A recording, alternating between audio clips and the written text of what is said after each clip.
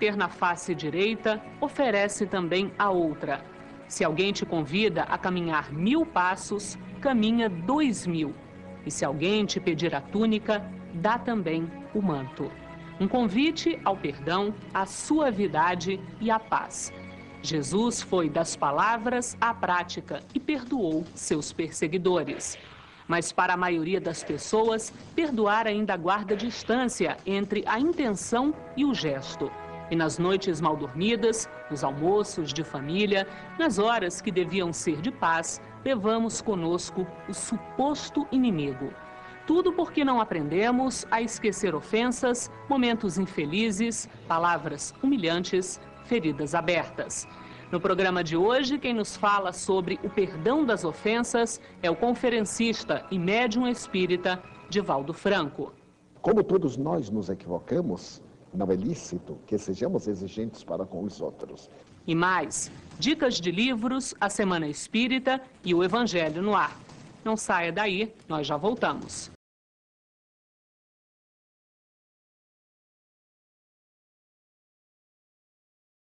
O Congresso Espírita Mundial já pode ser visto em casa. As solenidades e palestras do Encontro de Paris estão em um DVD lançado pelo Conselho Espírita Internacional e pela Versátil Home Video. Você vai ver depoimentos de espíritas de vários países, o lançamento do selo em homenagem a Allan Kardec e muita emoção. Tudo com áudio digital e legendas em 4 idiomas. Adquira o seu pelo site www.dvdversatil.com.br.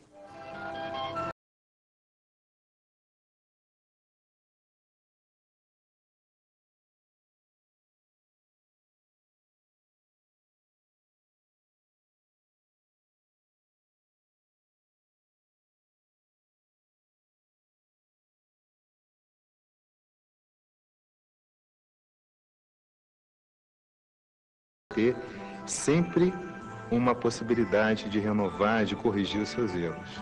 A reencarnação e a mediunidade, princípios básicos da doutrina espírita, são os temas centrais deste livro, que também trata do planejamento da nova existência, dos espíritos protetores e das relações familiares.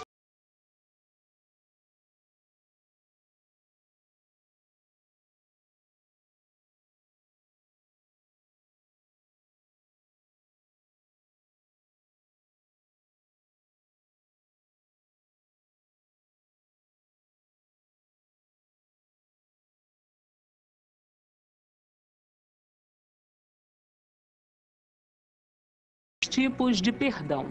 O que é dito com os lábios, mas o coração não sente. E um outro, que é verdadeiro, que entende a situação do próximo, pois vê Deus em todas as coisas. Veja agora como a doutrina espírita entende o perdão. Eu te perdoo. O perdão é um dos sentimentos mais nobres e, por isso, uma das conquistas mais difíceis. A Deus pouco importa o perdão superficial.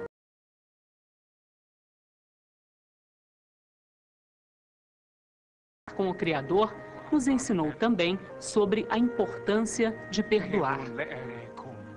Pai nosso que estais no céu, Santificado seja o vosso nome. Venha a nós o vosso reino, seja feita a vossa vontade, assim na terra como no céu. O pão nosso de cada dia nos dai hoje. perdoai as nossas ofensas, assim como nós perdoamos a quem nos tem ofendido. Mas como perdoar aquele que nos feriu no íntimo, que nos privou da companhia de um filho ou de um amigo? Como esquecer o mal que alguém nos fez?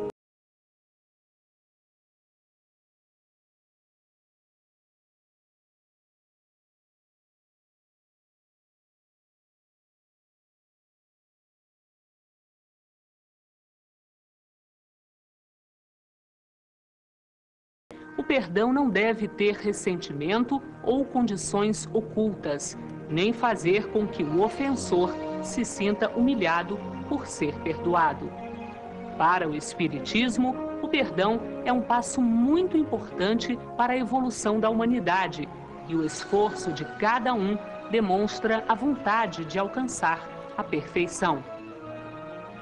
Perdoar é amar o próximo, é livrar-se dos sentimentos inferiores. Perdoar, enfim, é lançar um véu sobre o passado de mágoas e rancores e começar, finalmente, a construir um novo futuro.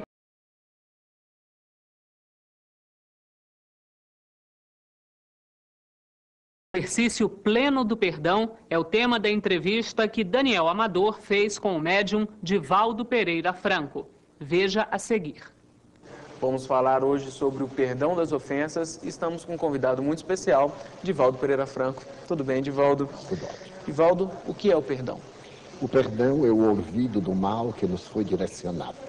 Do ponto de vista psicológico, uma admirável estudiosa do comportamento dos Estados Unidos estabeleceu que nem sempre o perdão impõe-se como esquecimento das ofensas. Então ela apresenta uma faceta muito curiosa. Perdoar é não revidar o mal. Esquecer é um fenômeno da memória. Muitas vezes nós não revidamos o mal. No entanto, continuamos recordando-nos. Jesus, no entanto, recomenda-nos o olvido do mal. Porque toda vez que nós trazemos à consciência a agressão, o mal que nos foi feito, o sentimento negativo ressuma. Como é que nós podemos olvidar o mal? Considerando aquela atividade feliz, analisando-a, diluindo-a e não a fixando como sendo algo que nos martirizou. Então, o olvido do mal é o verdadeiro perdão. E por que perdoar? Porque faz muito bem ao indivíduo. Como todos nós nos equivocamos, não é lícito que sejamos exigentes para com os outros. Se nós nos perdoamos a cada momento pelos nossos equívocos, por que a nossa manifestação agravada de exigir do outro aquilo que ele não tem capacidade para entender? Do ponto de vista psicológico, nós transitamos em várias faixas de consciência. E o indivíduo que está na faixa de consciência de sono não tem capacidade para discernir. Cabe-nos, a nós outros, aqueles que estamos no patamar superior, entendê-lo e desculpá-lo. E isso nos faz bem. E como fazer isso? Como perdoar? Através de um treinamento. Tudo em nossa vida é resultado de um treinamento. Quando o indivíduo, por exemplo, nos fere, temos um choque. É a reação do nosso sistema nervoso central. Mas logo depois consideramos que ele está num patamar diferente de compreensão da vida. E vem um sentimento de tolerância. Mas se nós colocarmos um pouco de compaixão, além do perdão vem a misericórdia. E quando perdoar? A todo momento. Jesus foi explícito. Perdoar não apenas 7 vezes, mas 70 vezes, 7 vezes. Equivale a dizer infinitamente. Porque aquele que perdoa está de bem com ele próprio. Aquele que não perdoa está carregando lixo mental, moral, para intoxicar-se e ser infeliz mais tarde. O senhor comentou sobre Jesus falou que devemos perdoar até 70 vezes, 7 vezes. Como que isso pode ser colocado na prática nos dias de hoje? É muito difícil nós perdoarmos a pessoa renitente, aquela que nos perturba diariamente. Ele referiu-se que o perdão é mais sublime quando direcionado a uma pessoa, no caso, psicopata, portadora de um distúrbio de conduta, que se compraz em nos afligir. Então nós desculpamos agora, perdoamos depois, perdoamos mais tarde, até o momento que gera uma certa irritação. E nessa irritação podemos jogar fora tudo aquilo que fizemos. Perdoar sempre e incessantemente, porque então nasce um sentimento de profunda compaixão em relação ao indivíduo que, mesmo não merecendo perdão, é digno de ser perdoado. E nós estamos preparados para perdoar até 70 vezes, 7 vezes? Estamos, curiosamente estamos. Nós somente podemos medir os nossos sentimentos quando eles são colocados em xeque. Se nós treinarmos e começarmos, um dia descobriremos que foi tão fácil. A apreensão de qualquer conhecimento, de qualquer conquista, no início parece muito grave e difícil. À medida que insertamos a marcha, logo nos damos conta que estamos chegando. E como é esse treinamento? Repetir mentalmente. Considerar-se uma pessoa vulnerável. Ter em mente que também gostaria de ser assim perdoado, conforme perdoe o seu próximo. Porque muitas vezes nós agimos erradamente não por uma intenção, mas por uma circunstância. É uma ocorrência daquilo que eu denomino momento infeliz. Em determinado momento nós temos uma reação que não teríamos numa outra circunstância. Então aquele momento é o infeliz. Por isso nós nos perdoamos, nos culpamos, digamos-nos. Também vamos dar direito ao nosso próximo de assim fazer. Treinando, nós conseguiremos. E a prática do perdão pode ter consequências coletivas para a humanidade, para povos, religiões? Sem dúvida. Nós somos um organismo global. Cada um de nós é uma célula desse organismo. Um notável psiquiatra havaiano, que vive hoje em Nova York, teve a oportunidade de dizer que as nossas células têm memória. Então, nós somos uma memória global de memórias parciais sob a regência do espírito, que mantém a memória total. Toda vez que nós atuamos no perdão, isso vai contribuir para a tolerância em relação às demais pessoas. E, em breve, a nossa atitude influencia a atitude familiar, nacional, global, mudando a estrutura da Terra. Nós vamos continuar falando sobre perdão daqui a pouco no próximo bloco. Não saia daí.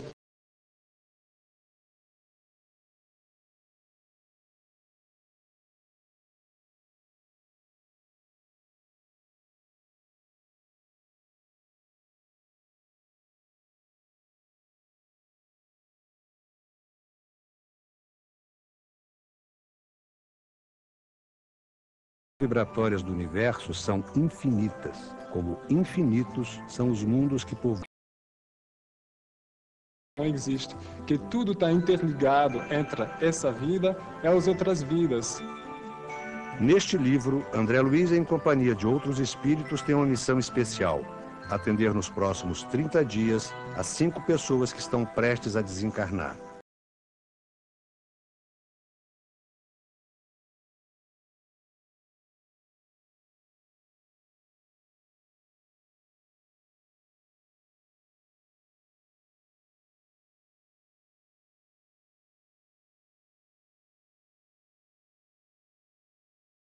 Para o 4º Congresso Espírita Mundial já pode ser visto em casa. As solenidades e palestras do Encontro de Paris estão em um DVD lançado pelo Conselho Espírita Internacional e pela Versátil Home Video. Você vai ver depoimentos de espíritas de vários países, o lançamento do selo em homenagem a Allan Kardec e muita emoção. Tudo com áudio digital e legendas em 4 idiomas. Adquira o seu pelo site www.dvdversátil.com.br. Memórias de um Suicida é o romance em que o escritor Camilo Castelo Branco conta suas experiências no mundo espiritual após ter cometido suicídio. O livro, psicografado por Ivone do Amaral Pereira, é um relato do que acontece com quem tira a própria vida e uma prova do amor e da misericórdia de Deus. Memórias de um Suicida, uma esperança de aprendizado.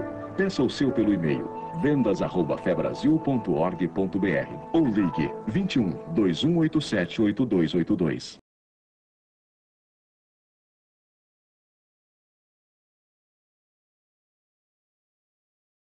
E para continuar falando sobre o perdão das ofensas, nosso convidado de hoje é Divaldo Pereira Franco. Sabe-se que os sentimentos influenciam no corpo físico. O fato de guardar uma mágoa, guardar o rancor também?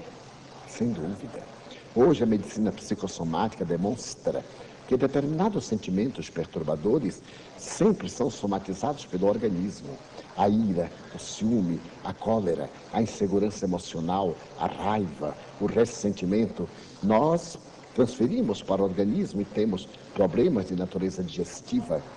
Criamos situações deploráveis para o nosso sistema nervoso central, desorganizamos a função hepática e muitas vezes abrimos espaço para a instalação de úlceras gástricas e duodenais pela tremenda carga de toxinas que esses sentimentos perturbadores geram em nós.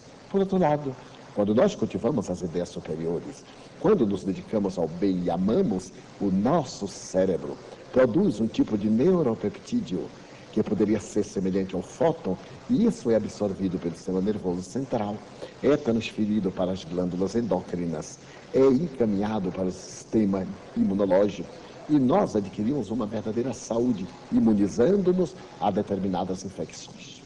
Quais são as consequências espirituais para aquele que perdoa?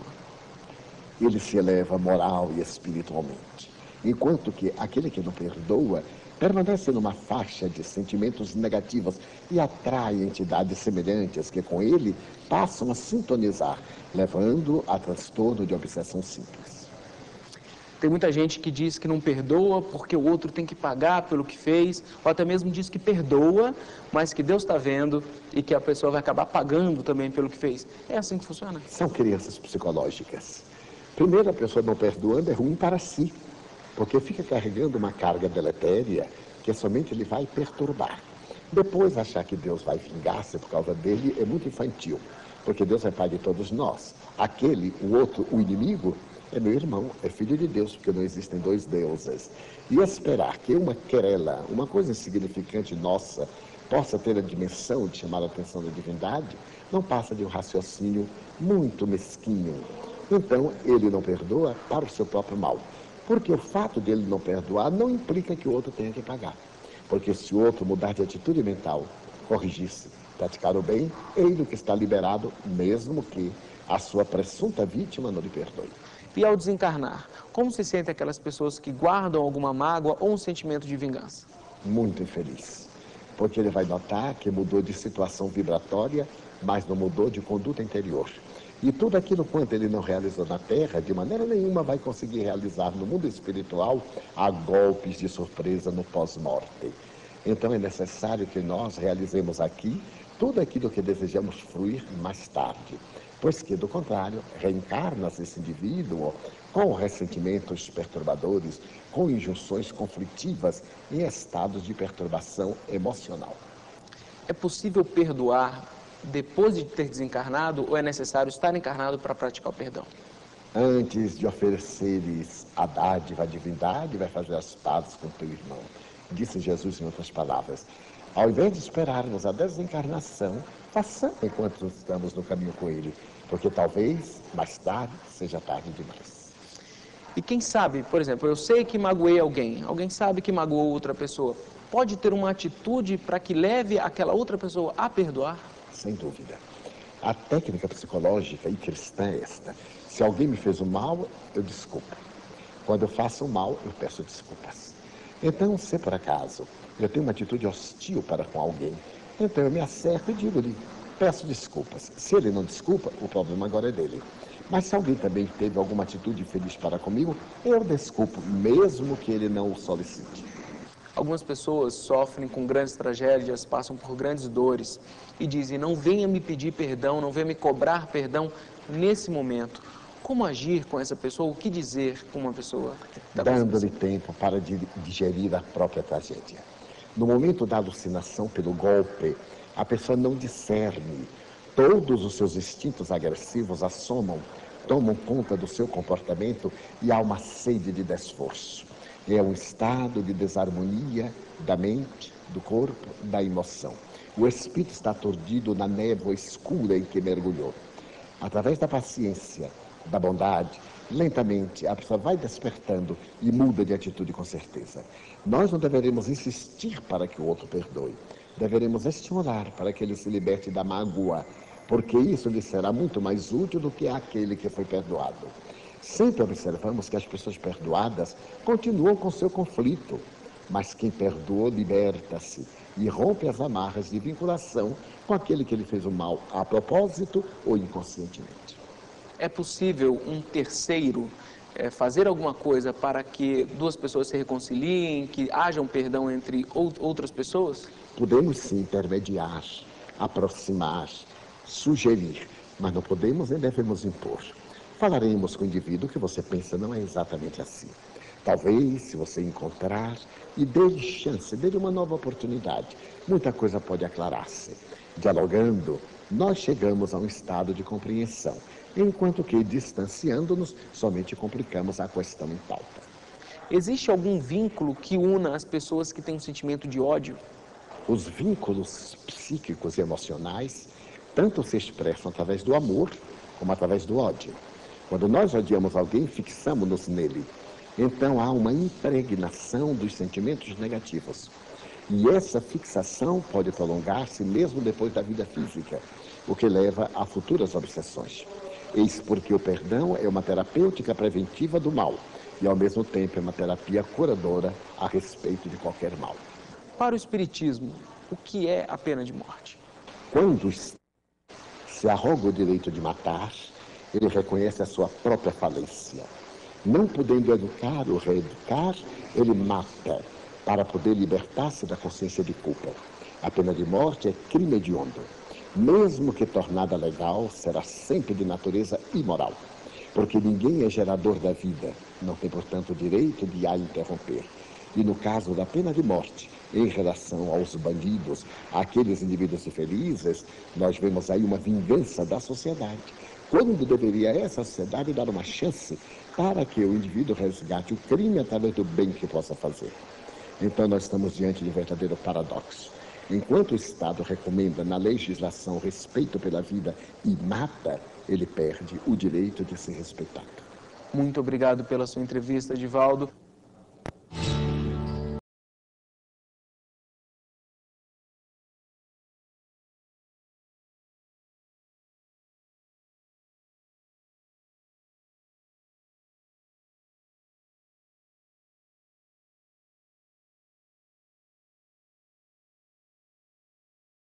Sabe, no homem ainda prevalece o egoísmo. Por isso desejamos todos ser perdoados quando erramos, mas poucas vezes nos dispomos a perdoar quem nos maltratou ou ofendeu. No entanto, a lei divina é toda de amor. Assim, vale a pena lembrar a sabedoria das palavras de Francisco de Assis, que ensinou: é perdoando que somos perdoados. E nem podemos dizer que isso é algo novo. Há 2000 anos, Jesus já informava: bem-aventurados os que são misericordiosos, porque obterão misericórdia. Melhor do que a palavra é a prática.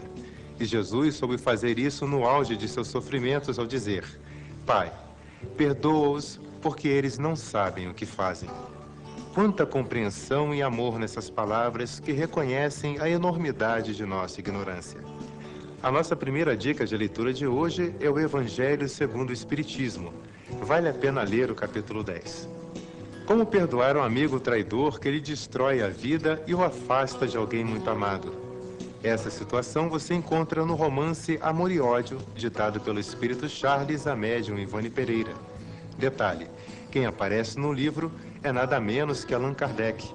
Ele foi professor do personagem principal dessa história, que aconteceu no século XIX na França. E no livro E a Vida Continua, o espírito André Luiz narra a história real do casal Evelina e Caio, que experimentam grandes sofrimentos até que aprendem a perdoar. A obra é psicografada por Chico Xavier. Tenha uma ótima semana e muita paz.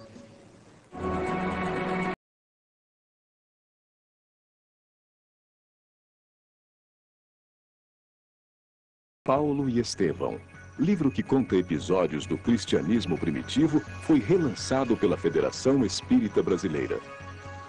O romance é uma obra ditada pelo espírito Emmanuel a Chico Xavier na década de 40.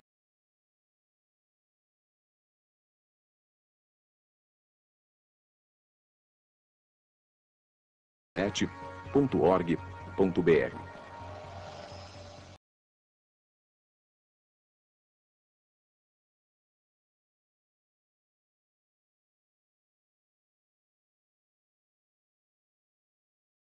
Livro da coleção A Vida no Mundo Espiritual, onde André Luiz conta a sua experiência após a morte do corpo físico. A coisa mais importante da doutrina é que a vida continua. Ele se depara com uma nova realidade. Como um repórter, registra seus aprendizados, observações e descobertas. É um mundo cheio de vida e atividades, onde espíritos recém-desencarnados passam por estágios de recuperação e de educação espiritual. O livro ajuda porque nós temos que ler, estudar e assimilar. Então, a doutrina nos dá todo esse material para que nós possamos enriquecer. Nosso Lar é um dos 13 volumes da coleção A Vida no Mundo Espiritual, ditada pelo espírito André Luiz e psicografada por Chico Xavier.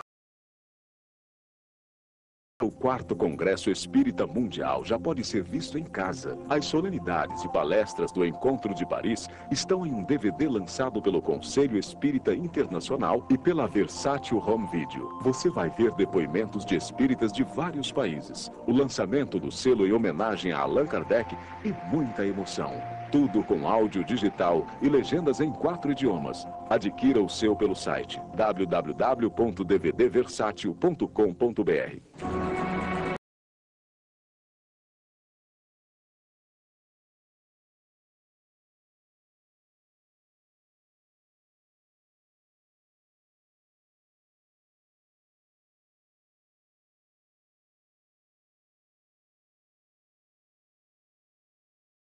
que as pessoas não aceitam as desgraças que lhe acontecem e se revoltam. Sandra, quando nós fixamos todos os interesses de nossa vida no momento presente,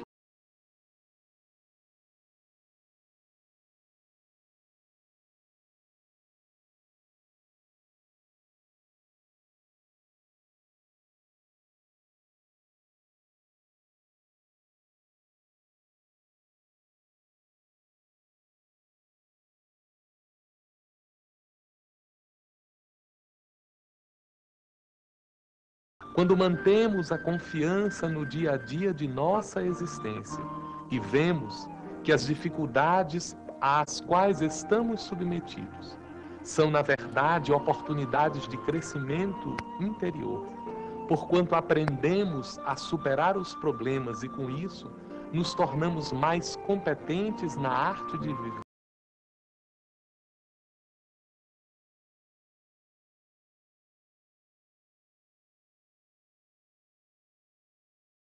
Todas as dificuldades em grandes oportunidades de crescimento íntimo.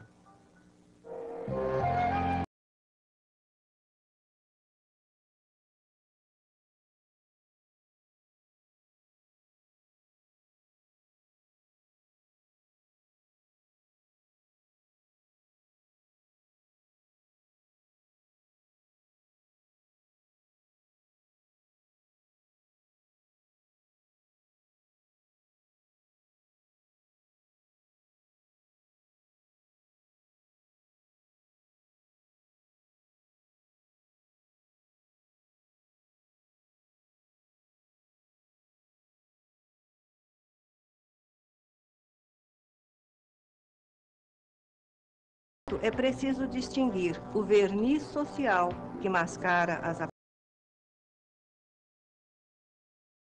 A bondade é apenas máscara para o Estado. Cheio dessas criaturas que têm um sorriso nos lábios, enquanto o coração está cheio. Basta que dos lábios saiam doces, cuja afabilidade e doçura não são fingidas, nunca se desmente. É o mesmo tanto em sociedade como na intimidade. É que essas pessoas sabem que, pelas aparências, se consegue enganar os homens, mas a Deus. O programa de hoje está terminando. Você já sabe, se quiser fazer perguntas ou enviar sugestões, escreva para nós. O nosso e-mail é imprensa@febnet.org.br. Uma semana de alegria e muita paz para você.